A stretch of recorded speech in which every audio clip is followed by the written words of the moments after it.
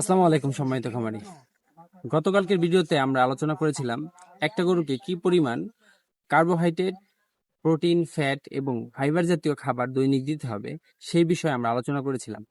আজকের ভিডিওতে আমরা আলোচনা করব কোন খাবারে কি পরিমাণ কার্বোহাইড্রেট, প্রোটিন, ফাইবার এবং ফ্যাট রয়েছে সেই বিষয়ে আমরা আলোচনা করব। নাম্বার 1, সর্বপ্রথম রয়েছে কার্বোহাইড্রেট। কার্বোহাইড্রেট সবথেকে বেশি রয়েছে ভুট্টার মধ্যে। ভুট্টায় সর্বোচ্চ 70% কার্বোহাইড্রেট পাওয়া যায়।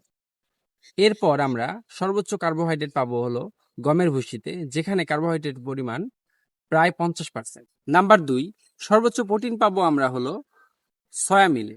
সয়ামিলে যেখানে প্রোটিনের পরিমাণ প্রায় 48%। এরপরে রয়েছে খৈল। খৈলের মধ্যে আমরা প্রোটিন পাবো প্রায় 35 থেকে 38%। 3 নম্বরে রয়েছে ফ্যাট।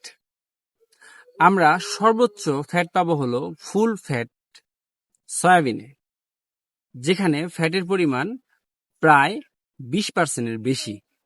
এই ফুল ফ্যাট সয়াবিনটা হলো যে সয়াবিনের দানা থেকে এখনো তেল বের করা হয় নাই, তাকে আমরা বলি ফুল ফ্যাট সয়াবিন। এরপর রয়েছে হলো ধানের কুড়া। যে ধানের কুড়া থেকে এখনো তেল বের করা হয় নাই সেটার কথা বলেছি। এখানে ফ্যাটের পরিমাণ রয়েছে প্রায় 18%-এর বেশি। সর্বশেষ 4 নম্বরে আমাদের রয়েছে হলো ফাইবার। ফাইবার আমরা সব থেকে বেশি পাবো হলো খড়ের মধ্যে, যেখানে ফাইবারের পরিমাণ প্রায় 35%। এর পরবর্তীতে রয়েছে পাকচুং ঘাস, যেখানে ফাইবারের পরিমাণ 30%। এর পরবর্তীতে রয়েছে সাইলেজ।